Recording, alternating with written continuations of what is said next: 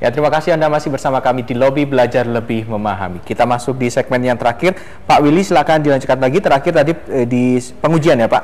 Nah, jadi produk keripik tempe atau selai pisang itu kita uji pakai standar acuan SNI. Okay. Nah, kalau dia memenuhi di kemasannya, kita fasilitasi bantu kemasan. Kita kasih merek, lalu di situ kita tulis produk keripik tempe ini memenuhi persyaratan SNI. Keripik selai pisang ini sesuai uji mutu SNI. Coba Bapak bayangkan, kalau produk yang tidak ada tulisan itu dengan produk yang sudah kemasannya bagus dan di tulisan ini, kita taruh di depan, pilih yang mana? Pasti yang ada label. Pasti pilih. Nah, sekarang ini banyak yang belum. Oke. Ke depan kita buat begitu supaya produk industri pangan ini bisa berkembang. Oke. Saya ke pertanyaan Ibu Nadia di Lamongan, Pak, untuk mendapatkan pelatihan-pelatihan untuk UMKM, mungkin seperti yang baru saja Pak Willy sampaikan untuk pengujian semacam itu seperti apa, Pak? Silakan Ibu main ke Dinas Perindak setempat, Dinas Koperasi setempat, atau kalau Ibu mau ke Dinas Perindak Provinsi Jawa Timur, silakan. Di situ banyak sekali informasi. Ibu mau apa saja, pelatihan jenis apa saja ada itu. Sampai dengan fasilitasi gratis apa saja ada. Silakan Ibu main ke tempat kita. Kalau Ibu ke Perindak, ke bidang standarisasi, kami akan fasilitasi dari mulai haki, barcode, ISO 9000, SNI, halal, semua itu gratis.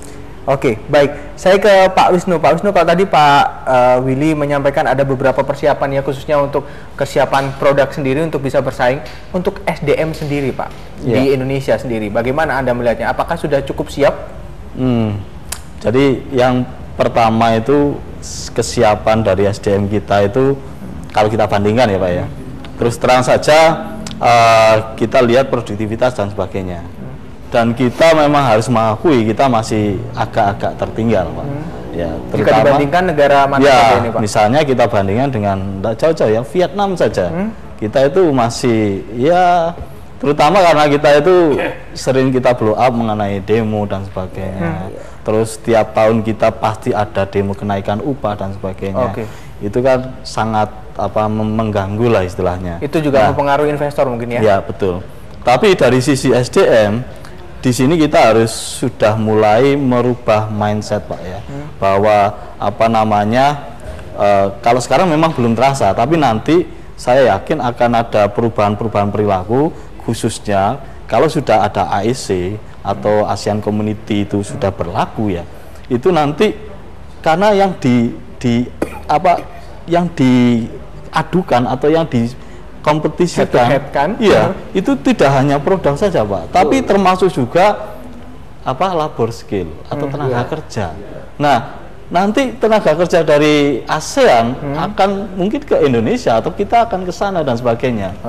Nah, disitulah terbentuk persaingan, sehingga mulai sekarang seharusnya sudah diedukasi bahwa kita nanti kalau tidak mengikuti perubahan zaman dan sebagainya, saya kira akan. Baik, statement terakhir dari masing-masing Anda, bagaimana kita menyongsong AEC 2015 ini 4 bulan lagi, sebaiknya persiapan apa yang harus kita lakukan benar-benar agar nantinya kita bisa berbicara banyak di AEC 2015? Dari Pak Willy dulu. Nah, untuk menghadapi 2015, karena waktu ini sudah cukup dekat, oleh sebab itu maka pembinaan yang kita lakukan terhadap UKM harus lebih praktis lagi dan mengenal langsung kepada UKM dengan cara seperti tadi, pengujian produk, meningkatkan kualitas produk. Dan kedua, untuk bisa bersaing dan menjadi suatu kekuatan di dalam yang kuat dalam menghadapi produk yang masuk, kita harus punya produk Jawa Timur, khususnya pangan. Itu kita harus segera dibuat SNI. Contoh sederhananya, keripik buah. Keripik buah itu kita cepat, karena buah itu buah tropis. Tidak sama dengan buah yang di 4 musim sana.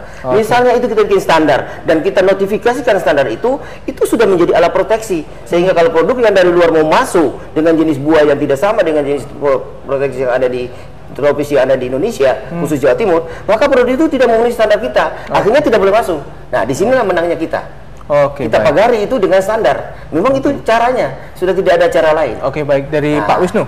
Ya, saya kira dengan adanya AFC itu ada semacam ini ada semacam peluang sekaligus tantangan, di mana nanti saya kira untuk sekarang karena sudah tinggal 4 bulan, kita harus sudah mulai gencar Pak untuk sosialisasi ataupun mengedukasi baik dunia usaha, pemerintah maupun masyarakat, karena masyarakat sebagai konsumen juga ayolah kita berbangga akan produk-produk dalam negeri misalnya.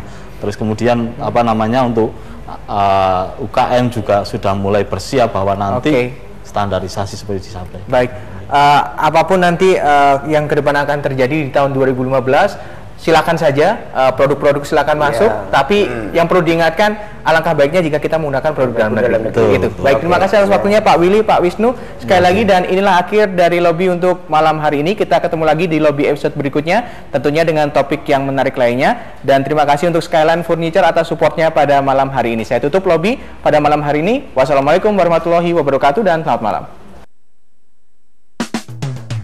Bersama